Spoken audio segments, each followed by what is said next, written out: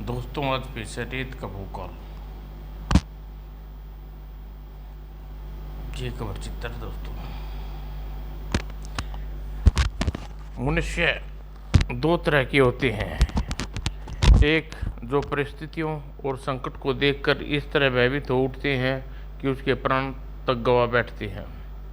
दूसरे जो विपत्ति और परिस्थितियों के भयानक से भयानक संकट के सामने उनका मुकाबला करने के लिए पर्वत की भांति अड़ी खड़े हो जाते हैं, भोकाल की तरह, जिसके शरीर पर भारी सतर्कता और फुर्ती चीते की और कटोरियों सी घूमती पुतलियां बाज की तेज निगाहें को मात देख कर रही थी। लेकिन फिर भी भोकाल उस रहस्यमय स्थान पर दूर दूर तक नजर आ रही थी, सिर्फ रेत। लेकिन भोकाल क्या जानता था कि इसी रेत में दफन है उस पर टूटने वाला भयानक संकट। रेत के से निकल आए घुड़सवार। वही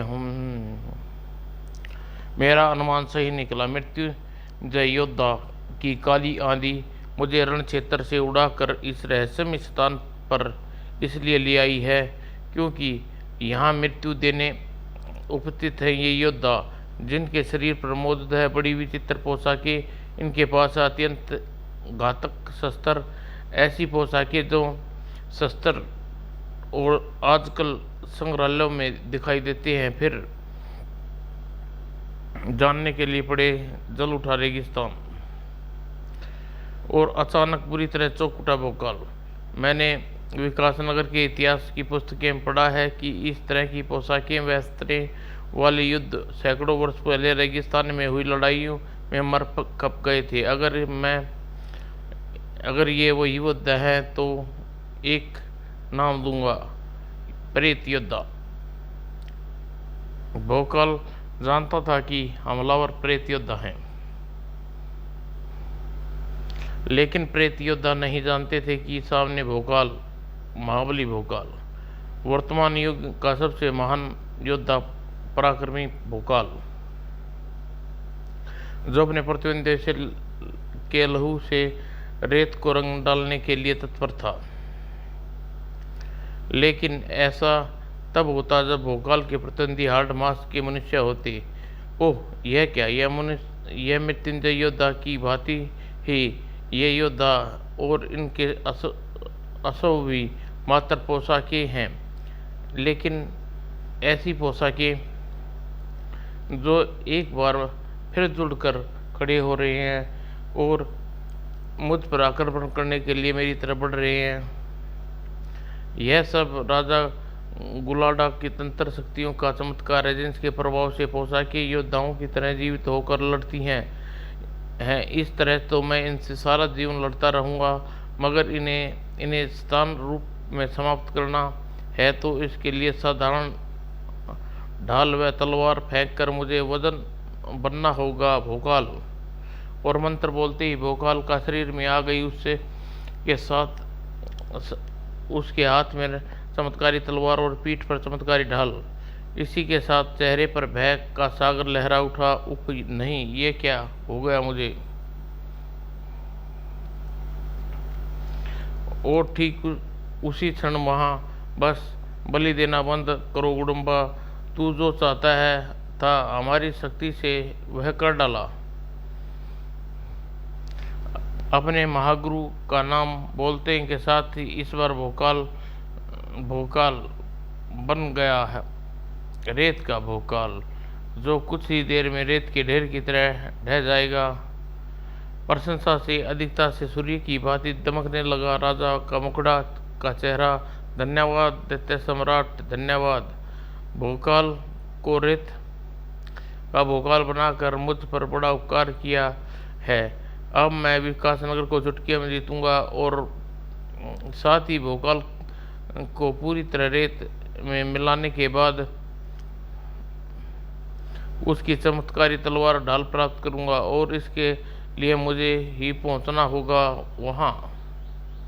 धीरे धीरे रेत में बदलता जा रहा था भोकाल। उप ये क्या रहस्य है, मेरा सारा शरीर रेत में बदल गया है और और जो सहन सहन गिर कर रेत में मिलता जा रहा है।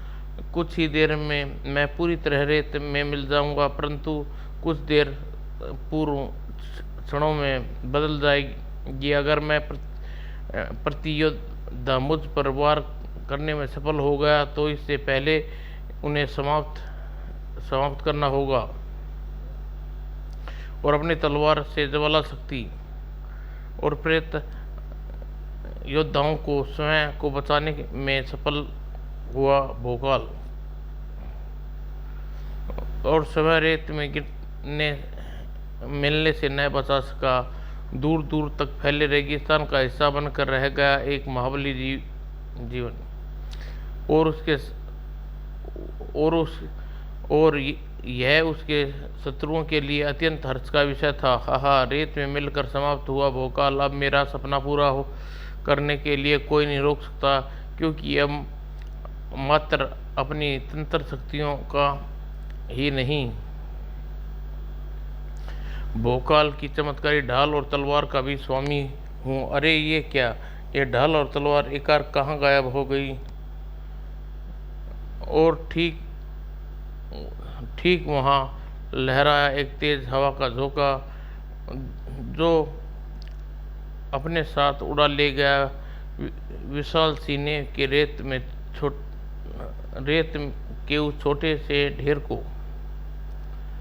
यह सब देखता राजा गुडम्बा समझ में कुछ नहीं आया तो ढाल और तलवार ना पा सका। मुझे उसका दुख नहीं, लेकिन विकासनगर अवश्य हासिल करके रहूँगा। इसके लिए मुझे रण क्षेत्र में पहुँचना होगा, विकासनगर की ओर उस सेना को मौत का घाट उतारने का उपाय करना है, जो मेरे और विकासनगर के बीच में बड़ी अड़चन है। कुछ देर बाद विकासनगर के शिविर का जरा जरा राजा गुडम्बा की गर्ज भरी आवाज से गूंज रहा था। विकासनगर वासियों सुनो, मैंने तुम्हारे महाबली भोकाल को रेत में बदल के लिए सदा के लिए समाप्त कर दिया है। अब तुम्हारी सहायता के लिए नहीं आएगा, इसलिए तुम्हें शांति से हथियार डालने की सलाह देता हूँ। हथियार डाल दो, अन्यथा बिना मौत मारे जाओगे। जिससे भोकाल को समाप्त कर दिया, उसके सामने हमारी क्या बिसात है? हमें उसकी बात मान लेनी चाहिए। हाँ नहीं, हाँ नहीं। दुष्ट गुडम्बा की बातों से जो भय तुम्हारे अंदर घर कर गया, उसे निकाल फेंको। वह झूठ बोल रहा है। उस जैसे भोकाल को समाप्त कर ही नहीं सकते। भोकाल अभी जीवित है। अगर ऐसा है तो कहाँ है भोकाल? उस सैनिकों ने किया वह महत्वपूर्ण प्रश्न जो विकासनगर के हर सैनिक के मस्तिष्क में तूफान मचा था। कहाँ है भोकाल? सचमुच कहाँ है भोकाल? मैं कहाँ हूँ? मैं मित्र के पास हो, सुरक्षित। अरे मित्र टिल्लू, तुम यहाँ कैसे? और तुम्हें मैं यहाँ इस रूप में कैसे? मेरा सारा शरीर रेत का कर बिखर गया था। मैं तुम्हारे हर प्रश्न का उत्तर दूंगा। संदेह वाहक के हाथों तुमने जो मुझे बुलाया भेजा था, उसे पाकर मैं तुरंत ही रसद और पानी लेकर रण क्षेत्र पहुंचा। सत्यता जानने के लिए जल उठा रेगिस्तान, जहां तुम्हें गायब देखकर अपनी तंत्र शक्ति द्वारा तुम्हारा पता लगाने में जुट गया। कहीं आंधी के कारण तुम अत्यधिक तंत्र करना पड़ा, किंतु अत्यंत मैंने तुम्हारा पता लगा लिया। परंतु जब मैं तुम तक पहुंचा तो शैतानी शक्ति ने तुम्हें मौत रेत में बदल दिया डाला। मैंने अपनी तेजी शक्ति से तेज हवा उत्पन्न की और तुम्हारे रेत रूपी शरीर को यहाँ उठाकर मेरे पास ले आई। फिर मैंने अपनी समस्त तांत्रिक विद्या के साथ तुम्हारे सामान्य रूप में लाने के लिए जुट गया।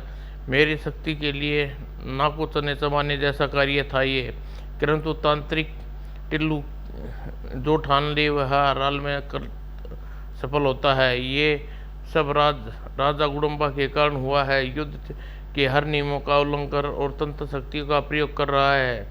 ठीक कहा भोकाल। इसलिए अगर हम तंत्र युद्ध कहें तो अति योजित न होगा, और इस तंत्र युद्ध को हम आसानी से नहीं जीत सकते। इसी के साथ लहू की सुर्ख होती चली गई भोकाल की आंखें। युद्ध तो हम ही जीतेंगे मित्र। महागुरु की शक्ति के बल पर गुलाडा की हर तंत्र शक्ति को छिन्न भिन्न कर डालूंगा। मैं तुम्हारी विश्वास को तोड़ना नहीं चाहता भोकाल, परंतु मुझे खेद है कि तुम ऐसा कुछ नहीं कर पाओगे। भूल कर भी अभी तुम महागुरु भोकाल के नाम से पुकार कर भोकाल की शक्ति प्राप्त करने का प्रयास मत करना, क्योंकि भोकाल बोलते ही तुम्हारे शरीर फिर से रेत में बदल जाएगा। और अब अगर ऐसा हो गया तो क्या कोई वापस सामान्य रूप में नहीं ला पाएगा। ये क्या कह रहे हो मित्र? सत्य कह रहा हूँ मित्र। जब तक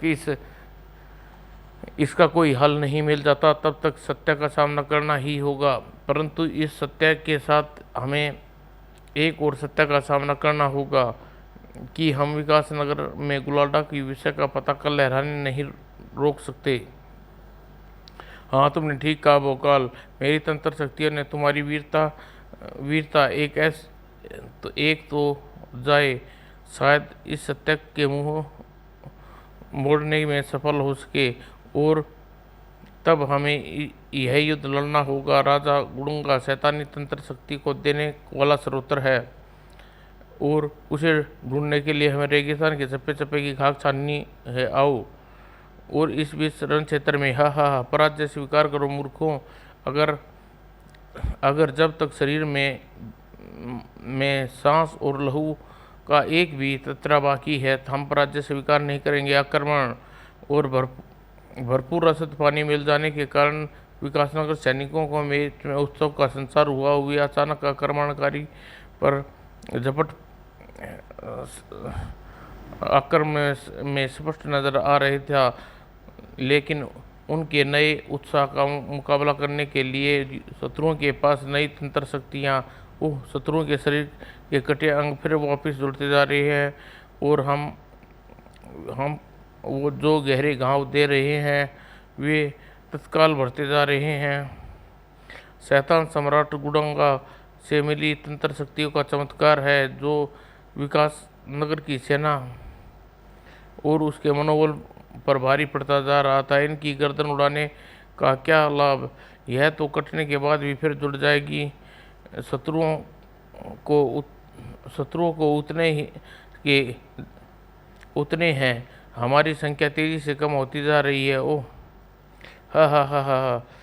पहले पराजय मान लो। तुम्हारे खून से स्नान, लहू से स्नान ना करता ये रेगिस्तान। ठीक उसी समय रेगिस्तान के एक कोने में मेरी तंत्र शक्तियाँ संकेत दे रही है भोकाल, जिसकी हमने तलाश वह स्थान यही है। आओ आगे बढ़े। सावधानी से भोकाल। सावधानी से आगे बढ़ते भोकाल टिल्लू सतर्क आंखें किसी को भी देख लेने के लिए तैयार थी, लेकिन वे क्या जानते थे कि जो मार्ग में मौजूद है उनकी आंखें नहीं देख सकती। यह अदृश्य किरणें का जाल। तेजी से झटका खाकर उछल गए दोनों के शरीर और दूर जा गिरे।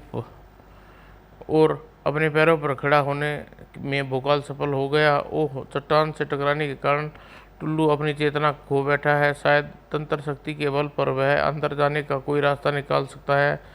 दृढ़ निश्चय कर भोकाल आगे कदम बढ़ाया। मैं टुल्लू को होश में आने की प्रतीक्षा नहीं कर सकता, क्योंकि एक क्षण भारी पड़ रहा है। विकासनगर के उन सैनिकों पर जो रण क्षेत्र में गुलाडा के तंत्र शक्तियों से जूझ रहे हैं, और इस अदृश्य किरणों के जाल के कारण भोकाल के शरीर से तेज झटका लगा, लेकिन उसने अपने शरीर को उलझने नहीं दिया। अपनी संपूर्ण शक्ति के बल परमाणु रेत को अपने पाँव में गड़ा खड़ा हो गया भोकाल, और अपने संपूर्ण हौसले इकट्ठे कर उस अदृश्य जाल को भेद कर जाने में प्रयत्नशील था। वह अपनी संपूर्ण शक्ति शक्ति के बल पर भयानक पीड़ा को सहता हुआ किसी भी दशा दशा में सफल होने की दृढ़ निश्चय कर चुका था भोकाल, और इसलिए सफल भी हुआ वह। लेकिन अत्यंत में अंदर आ ही गया। अपनी उखड़ी सांसें को नियंत्रण किया भोकाल ने, मगर अपनी सारी चंचलता का प्रयोग करते हुए उस शतान पर ना उछल जाता तो उसकी सांसें सदा के लिए अब उसका साथ छोड़ दिया होता, क्योंकि साक्षात मौत सामने खड़ी थी। ओह, अभी कुछ क्षण पहले जिन नागफनियों ने मैंने पौधों के रूप में देखा था, वह विशाल रूप धारण कर केवल मनुष्य की भांति चलने लगा है। अब तू अपने लंबे लंबे कटीले कांटों से मुझ पर प्रहार भी कर रहा है, जो लंबाई और धार के मामले में तलवार से कम नहीं है। आह, ओह, अभी तो एक ही कांटे ने मेरे शरीर में जगह पाई है। अगर मैंने इन नागफनियों से बचने के लिए कुछ नहीं किया तो सिर ही मुझे नागफनी बना देगा।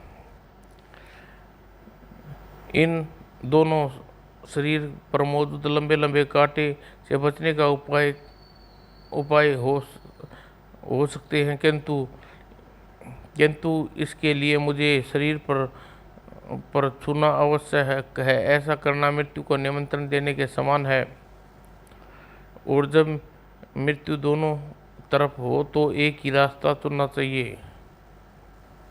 नागफनी के पीछे पहुंचने के साथ ही भोकाल ने अपनी असाधारण फुर्ती से स्वरूप का एक और नमूना दिखाया, और एक क्षण बाद ही नागफनी एक दूसरे में उलझती रेत में पड़ी थी, और भोकाल आगे बढ़ गया। और सिद्धि भोकाल को नजर आया वह दृश्य। मेरे विचार से यह स्थान होना चाहिए जहाँ राजा गुलुंडा तंत्र शक्ति प्राप्त है, परंतु मुझे इस शक्तियों को देने का स्रोत कौन सा है? और अगले ही क्षण भोकाल ने दिखाई दिया वह शक्ति स्रोत। ओह, तो यह शैतान की मूर्ति ही शक्ति स्रोत है। उसकी आंखें घातक किरणें छोड़ रही हैं, मुझे समाप्त करने के लिए चाहती है। आह, यहाँ पहुंचकर कोई मनुष्य जीवित वापस नहीं जा सकता, तू भी नहीं लौट पाएगा।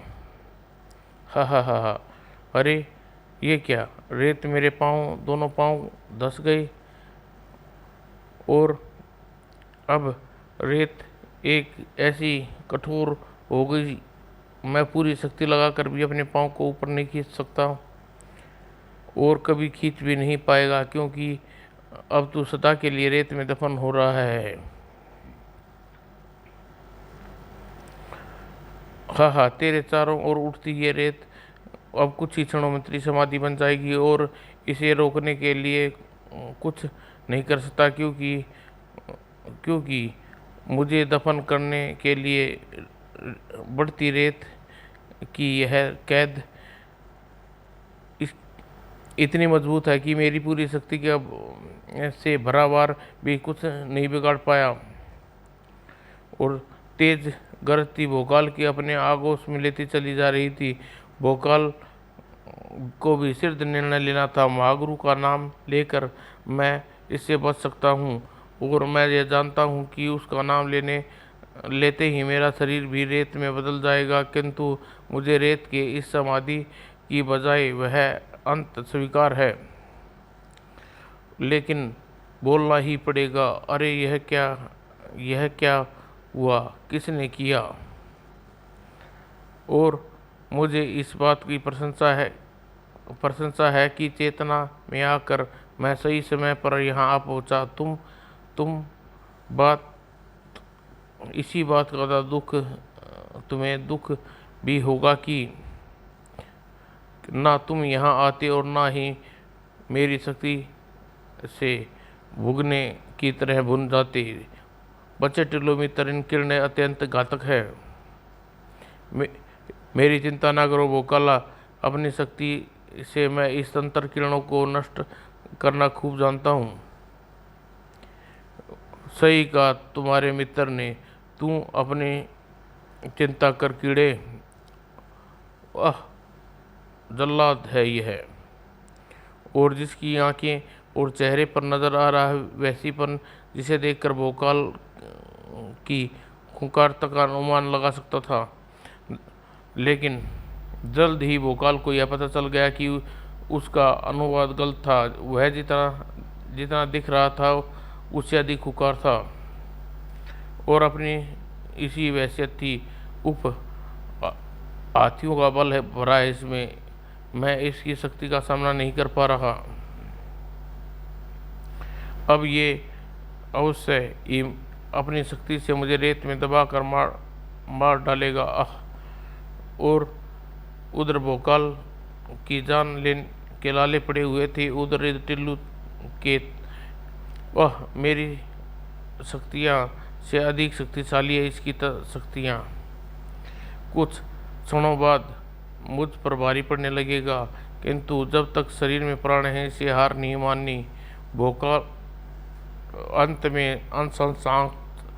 सांस तक लड़ने का विश्वास रखता है तांत्रिक टिल्लू। और भोकाल रेत, अब यह रेत ही तुझे बचा सकती है। एक झटके में भोकाल ने रेत को जल्लाद की आंखों पर दे मारी। फलस्वरूप आंखों में अपने हाथों में दबाकर चीखा जल्लाद। कुछ ही क्षणों में उसका ध्यान अपनी आंखों से हट जाएगा, ये फिर मुझ पर चढ़ जाएगा। इन्हीं कुछ क्षणों में मुझे बहुत कुछ करना है, और यह बड़ी आसानी से कर सकता है, क्योंकि वह बलि वेदी अंतुस्सा खड़ा है, और मुझे मात्र अपनी सारी शक्ति का भार करके इसे बलिवेदी पर गिराना है, और फिर ये रस्सी को खोल देना है। बाकी अपने आप हो जाएगा। और सैकड़ों निर्दोषों की बलि चढ़ाने वाले आज सुबह बलि चढ़ गया, और इसी के साथ मानो वहाँ प्रलय आ गई, और इससे पहले शैतान सम्राट की प्रतिमा और तबाह होती चला गया उसका साम्राज्य। यहाँ जैसा ही कुछ रण क्षेत्र में भी घटा। जिन शत्रुओं के शरीर पर अंग पहले जड़े गए थे वे एकाएक अपने आप टूट कर गिरने लगे, और साथ ही खुल गए थे घाव जो पहले रहस्यमय ढंग से भर गए थे। प्रिय सम्राट का तंत्र जाल नष्ट हो गया तुरंत। ऐसा कैसे हो सकता है जब तक शैतान सम्राट नष्ट न हो जाए? ओह, ये सब कैसे हो गया? वह प्रसन्न राजा गुलाडा को ही नहीं, भोकाल और तांत्रिक टिल्लू को भी परेशान किए हुए था। ये सब कैसे हो गया ये मैं बताती हूँ। शैतान सम्राट का मात्र युवा स्त्रियों की बलि स्वीकार करता था। आज आपके हाथों एक पुरुष की बलि चढ़ने पर इसी बात ने शैतान सम्राट को रूठ कर दिया और अपने तंत्र जाल को नष्ट कर दिया। यहाँ विनाश का रणभूमि में क्या प्रभाव पड़ा होगा, हमें यह देखने के लिए तुरंत ही रणभूमि की ओर रवाना हो जाना चाहिए। और रणभूमि अब रणभूमि नहीं थी, क्योंकि रण समाप्त हो चुका था, जिसके विजेता निश्चिंत विकासनगर के जाबाज सैनिक थे। समाप्त दोस्तों।